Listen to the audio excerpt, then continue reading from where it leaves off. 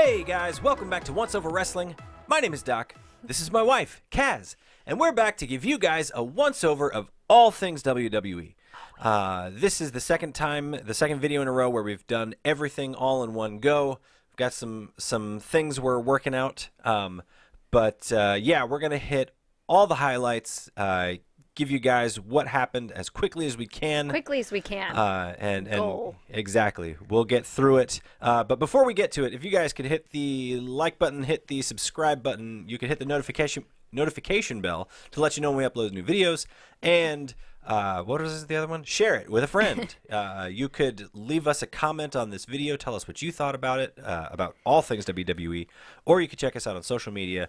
I'll leave links to our Twitters in the description. So we got all that out of the way. Kaz, yep. Let's talk about Raw. Let's talk about Raw. You got to start. That's right. So we start off with Elias. He's in the ring. Elias is sad because he had to break his favorite guitar over Seth Rollins last week. He starts to sing a song, and Seth interrupts. They come to blows, but Jinder comes out and attacks Seth. Well, of course, that brings Roman out to help, but Kurt comes out and says, hey, stop fighting, then start fighting again. Right. But officially. So we get a tag team match between, who is it? Seth and Roman. Jinder and Elias. And so, yeah, and that starts immediately. And they have a match? They do. And any highlights? Yeah, let's see. Yeah, you wrote that stuff down. I did. Sunil, towards the end, Sunil gets a chair. It's in the ring, and Elias DDT Seth on the chair. That's right. Yeah. Which allows him to get the pin. He does something else after he DDTs him. I don't remember. It was like 500 years ago. But yes, it was because of that Elias was able to pin Seth Rollins and win the match. There you go. After this match, yep. Are we ready to move on? Absolutely. There was a great Kurt Hawkins bit. Oh, that's right, for the tacos. Yeah, so he had a whole tray of tacos. This is 199, right? He's at 199 losses. He's going to break the streak, though. He doesn't want to have 200 losses. He doesn't. So he's going to get his first win. He is, and there's a whole big spread of tacos. Everybody gets a taco when he wins the match. So his opponent comes out, and it's just a jobber. It's just a jobber. I don't know his name. He interviews said jobber, and they have a match. Oh, his name was James Harden. Okay. They're wrestling, and the match gets interrupted by Baron Corbin. Oh, yes. Who comes out.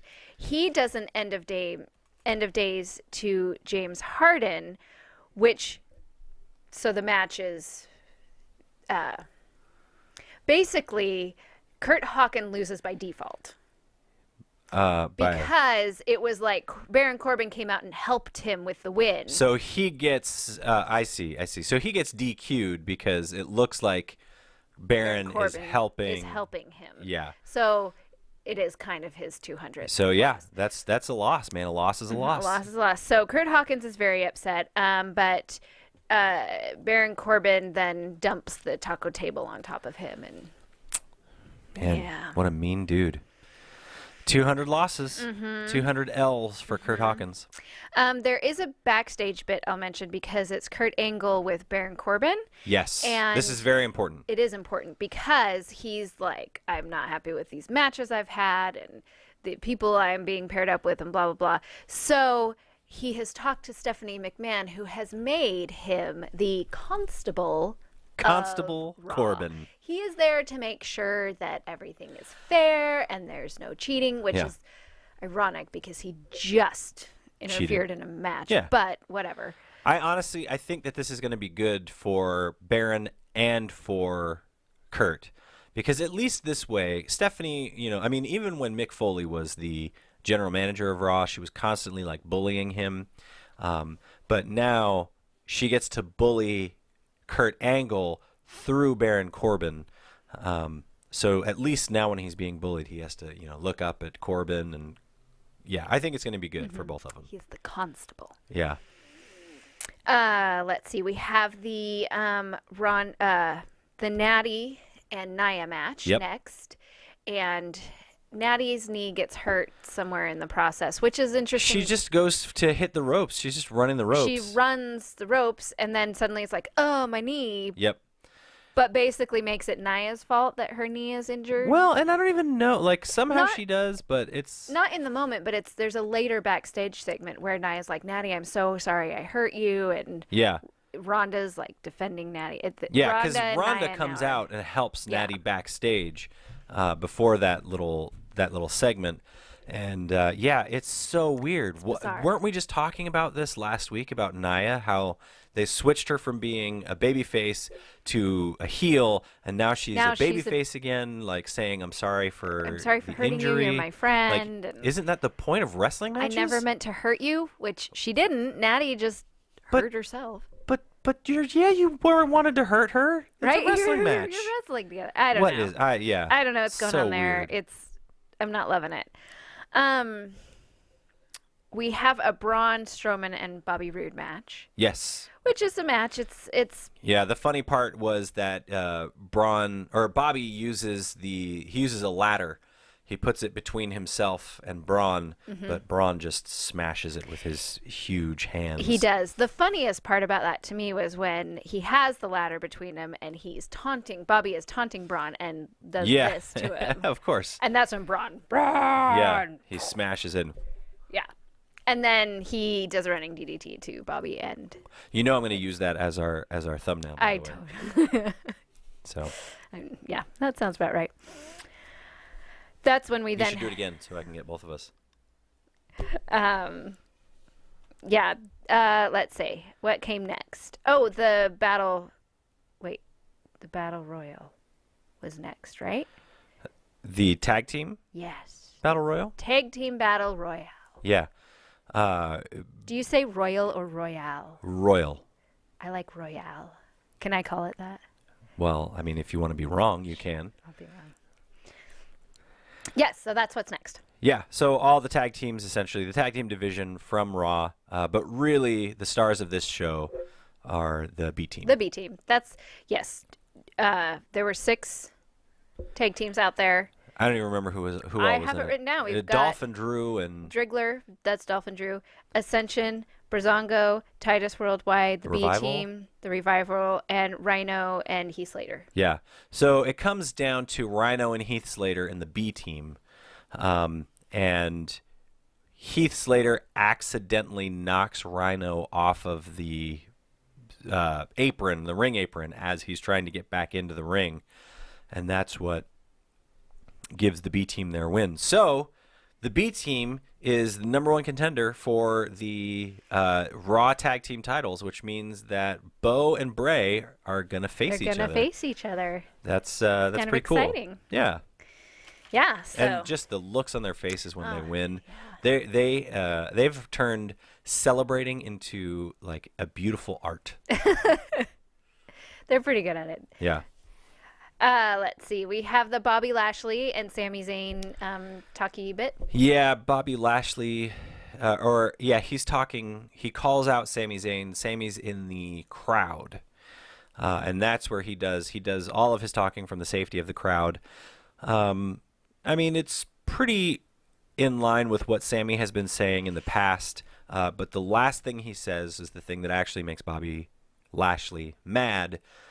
When he asks the question, did you really even serve in the army? And that's when Bobby gets mad. His jacket. Yeah.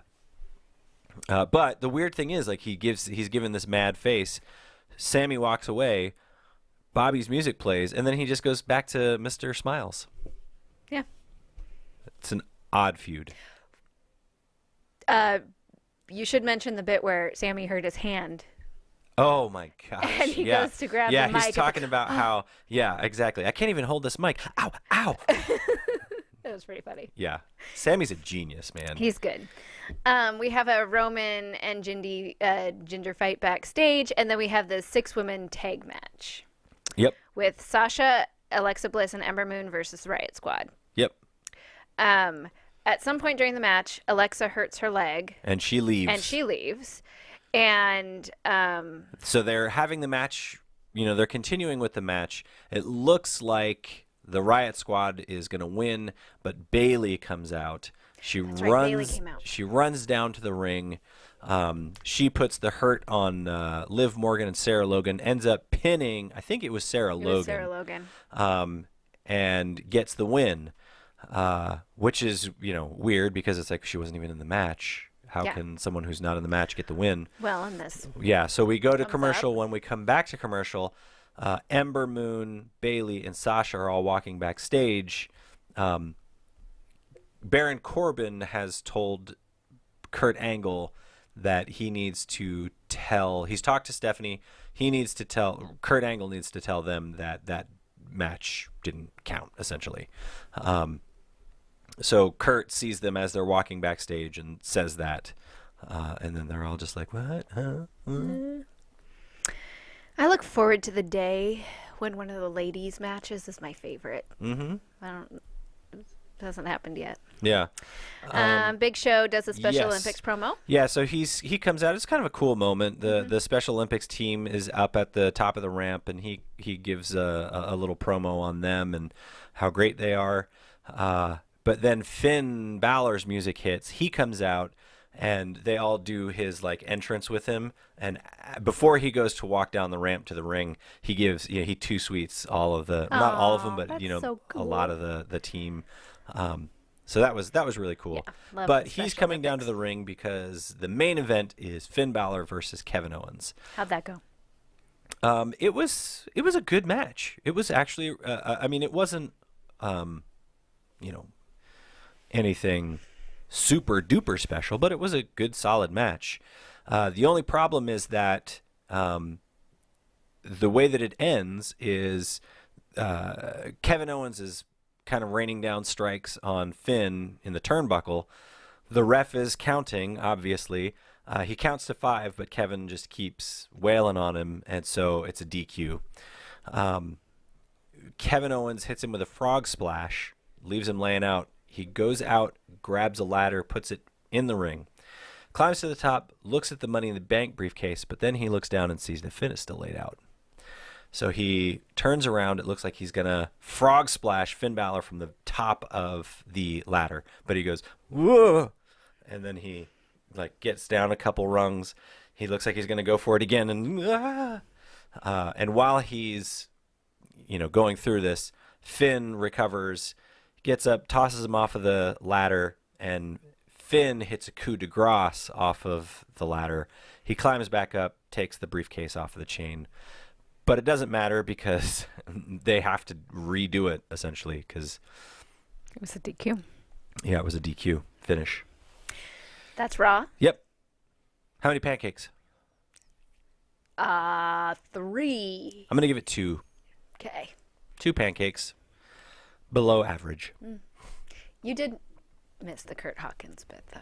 Yeah. So, I liked that. I don't know that would have. It probably wouldn't have. Okay, Smackdown. Yes. Let's go through this quickly. Yes. So there's a Carmella promo. Asuka comes out. Mandy Rose and Sonya Deville come out, and they both want to fight Asuka. And Paige comes out and says, "You don't get to make the matches. I get to make the matches." Yep. Asuka, who do you want to fight? And but what's funny is that she essentially says the same thing that Carmella just said. Carmella's like, "Hey, who do you want to fight?" Paige comes out and says, "Nah, I make the. Who do you want to fight?" Right. So she lets Asuka choose, and Asuka says both. Yeah. They have a pretty good match. Do they? Yeah, it was good. I enjoyed what I saw. Mm-hmm. But it essentially comes down to Asuka is able to tap out Sonya Deville with the Asuka lock. But then Carmella lays out Asuka. Yes. So Carmella stays down at the ring. She stays on commentary. And after Asuka wins, she gets in. She clobbers her from behind with the belt, and then hits her with a super kick. It didn't look great, the belt part at least. But yeah. We have a Bludgeon Brothers versus Good Brothers. It's actually Luke Harper. Oh, right. From the Bludgeon Brothers, and Carl from Anderson from Gallows and Anderson. And Carl is able to get a quick roll up onto Luke. They have a good, little entertaining match. It was pretty short. Yeah, it was. But Carl wins with a roll up. Yeah, that's followed up by the mixed tag team match. It was Jimmy Uso and Naomi versus Aiden English and Lana. I kind of enjoyed this match. There were some really scary spots, I guess. Well, maybe just one.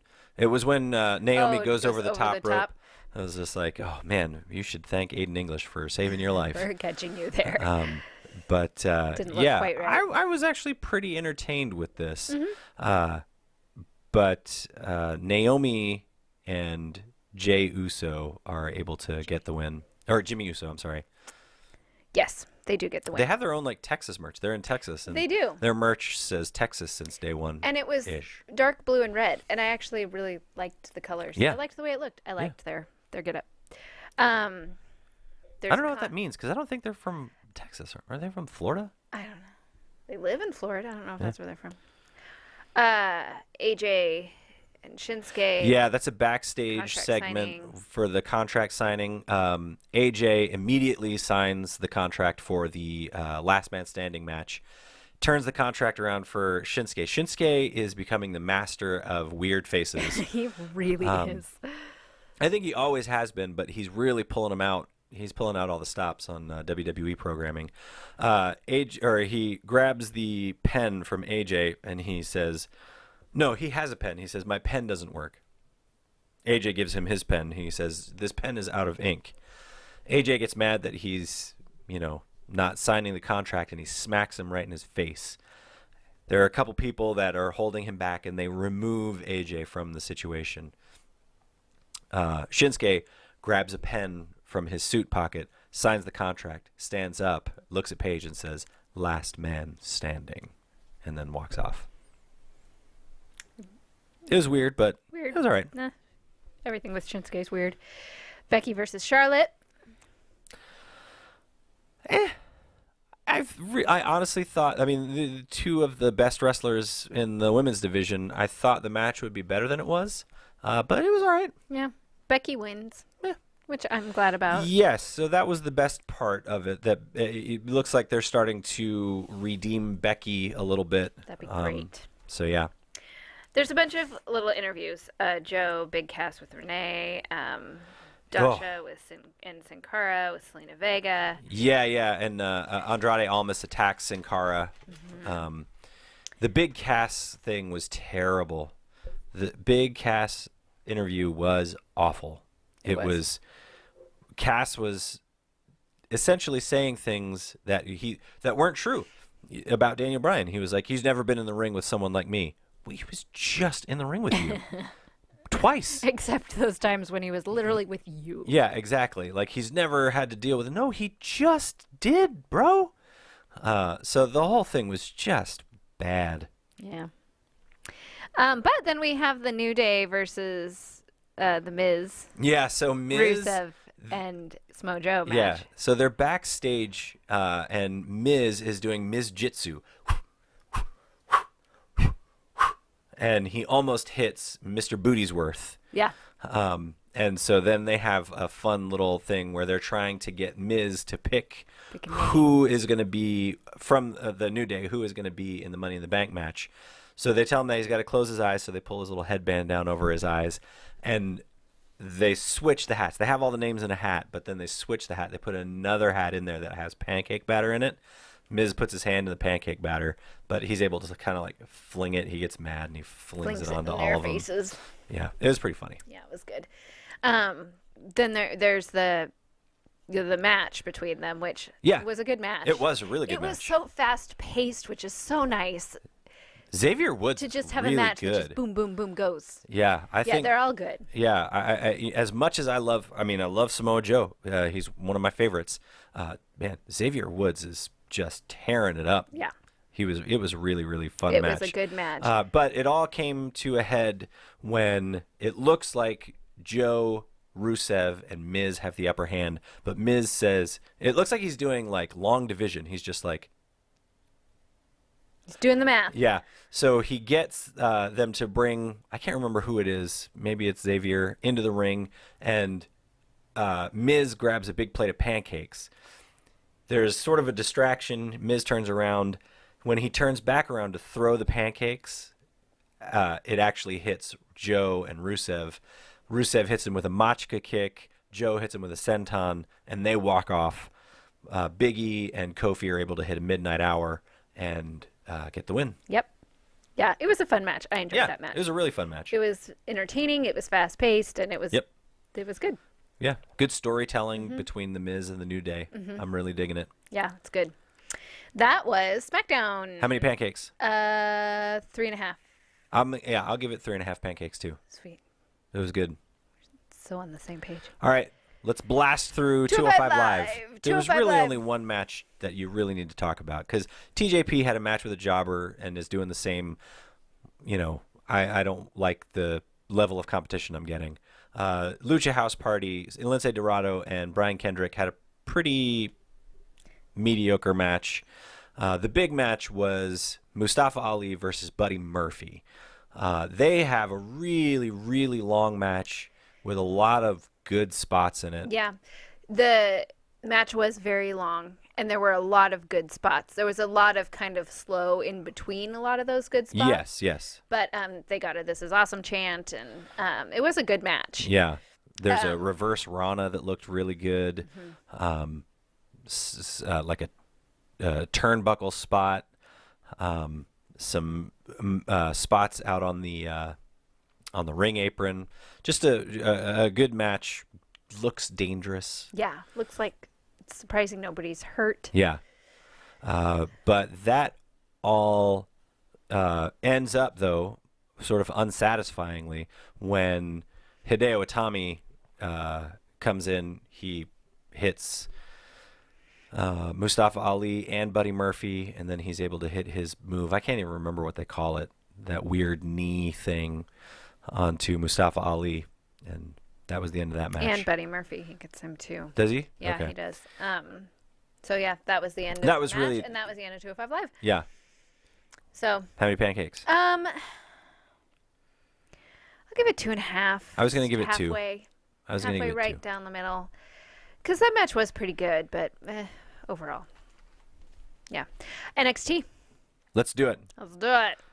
I enjoyed NXT. NXT was good. Shayna Baszler comes out. She's cutting a promo. She's talking about Nikki Cross. Yeah, how she's crazy. She seemed a little uncomfortable, like maybe she was forgetting to say certain things. Yeah. There were some pauses, but it brings Nikki out. And Shayna at one point says, say what you want, or think what you want in that crazy little brain of yours, but I can put you to sleep. And Nikki just goes, do it, do it, do it, Shayna, do it, Shayna, do it. And the whole crowd is just like, do it, do it, do it, do it. And I'm like, what are we chanting right now? Do it, do it. But yeah, Nikki lunges at Shayna, which causes Shayna to drop the belt. She backs up the ramp, and Nikki just laughs and looks crazy. Well, yeah, she shoves Nikki, but then Nikki attacks her. Yeah. And oh, that's right. Yeah. Yeah. As she's going up the ramp, she attacks her. Yeah. So. I mean, it was fine. I thought it was a good. Nikki Cross is entertaining. Yeah, she is. I'm not a huge Shayna Baszler fan, but I think Nikki deserves that belt too. She's been really entertaining for a long time. Yeah. We have TM61 versus some guys. Yeah, versus Enhancement Talent. It was really just a showcase for them. They hit their finisher, and then they cut a promo saying that they're the best team in NXT. They've beaten everybody, and that's really it. Lars Sullivan has a Performing Arts Center bit. The Performing Arts Center? Performance Center. Performance Center. Performing Arts. Yeah, he's singing opera. He's playing the violin in the orchestra. Yeah, he's just decimating these poor guys from the Performance Center. Performance Center. People that, they're just trainees. They're people that we'll probably see in 3 or 4 years.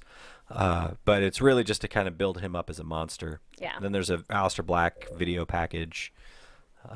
They're just building towards their takeover match. We have the Undisputed Era. It is Roderick Strong versus Danny Burch. Yeah, so Roddy comes out by himself, and he's got a whole new entrance with that Undisputed Era music and that new sort of heel swagger. Such a cool guy. Yeah. It's really good. But he has a great match with Danny Burch. That kick. Oh, you know what I'm talking about? Yeah. I mean, I actually watched that kick like 4 times. Yeah. So I was like, wow, that's a lot of height. That was fast. Like, wow. Yeah. It was a hard-hitting match. But it looks like Roddy is in some trouble. So Kyle O'Reilly and Adam Cole come out to the ring. And almost immediately, Oney Lorcan and Pete Dunne come down to the ring. Mm-hmm. They have a big scuffle outside the ring, but Roddy is able to get the pin onto Danny Burch. Mm-hmm. He does. But then Pete Dunne comes in and beats up Roderick Strong and Kyle O'Reilly. At one point. But then... Yeah, Roddy is standing in the ring holding the belt up, and Pete's just like standing behind him, just. And when he turns around, Roddy gives him this take like, "Wah!" It was hilarious. Yeah, that was actually really funny. Eventually, though, Kyle O'Reilly and Roderick Strong take out Pete Dunne in the end. Yeah. And are victorious. Yeah, they're able to go up the ramp in victory. Right. There's an EC3 bit backstage with Cassius Ohno. I'm telling you, you're gonna end up like an EC3. He was really funny. He was funny, yes. I think that you're not able to separate the character from the look of him. He just looks like a douchebag. He really does. And he acts like it, but this is the first time you can actually see that it's an act, like it's a character, and it was really, really funny. So anyways, the whole thing ends up with Cassius Ohno and EC3 are going to have a match next week. Yep, they are. That's when the Alistair bit was talking about Lars Sullivan. There's a Ricochet and Velveteen Dream bit. Yep. And then there's a Lacey Evans and Kairi Sane match. Yeah. So this is their third match against each other. It was good. It was a fine match. I mean, I really enjoyed it. But Kairi is able to get the win. She's able to get the win off of her insane elbow. So yeah.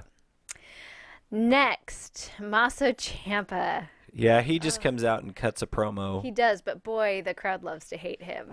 I mean, it took a long time for him to be able to talk. And this is the way that it always is, though, for him. He comes out and the crowd just boos him. It's funny, though, the difference between the crowd. I feel like the crowd loves to hate him. Oh, yeah. Versus, like, Roman, where the crowd just hates him. Yeah. Oh, absolutely. Like, there was a you suck chant, a psycho killer chant, a you tapped out chant, a Johnny wrestling chant, an asshole chant, a you still suck chant. There was a Johnny badass chant. Yep. All before he could really even say anything. Yep. Yeah, and that's the thing. Like, you see that Tommaso Ciampa is coming out. Like, that's part of it, is that, oh, yay, we get to do these chants. Yeah. We get to... but anyways, he cuts a promo on Johnny, says something about him practically... What was it? Practically paralyzing or something his wife. Oh, yeah. Last week or something. Yeah. When he fell off the ring. But anyways, all the talk brings Johnny Gargano out to the ring, and he beats him up. He beats him up, but then Ciampa kind of beats him up. It kind of there's lots of security out there trying to pull them off each other, which is never successful. And, but there was at the end, Tommaso Ciampa's walking up the ramp, and Johnny comes up behind him and smashes his head into the thing. And was that real blood? I think so. I think so too, because it kind of looked like at the end there was a lot more. Yeah. He was bleeding a lot. Yeah. I love blood. Blood's my favorite. Getting color. Mm-hmm. Yeah. That's where we end. It ends. So Johnny has him in a hold, and Tommaso's like tapping, and then it just ends. You don't actually. Yeah. Yeah. It cut out a little early on. Yeah. Hulu. How many pancakes are you going to give it? 4? I would definitely give it 4 pancakes. It was an entertaining episode. It was. If, again, you're going to watch anything from WWE programming, NXT is the one to watch. Everything else was sort of missable. And watch the highlights from the Buddy Murphy Mustafa Ali. Yeah, that's true. Yeah, that was good. that was a good enough one to to check out. So, all right, well there you go, guys. That's your once over of WWE this week. Again, if you guys could hit the subscribe button, the like button, the notification bell to let you know when we upload new videos, and share it with a friend. You can check us out on social media. I'll leave links to our Twitters in the description. Kazza, unless you have anything else. No? All right. We will see you guys next week.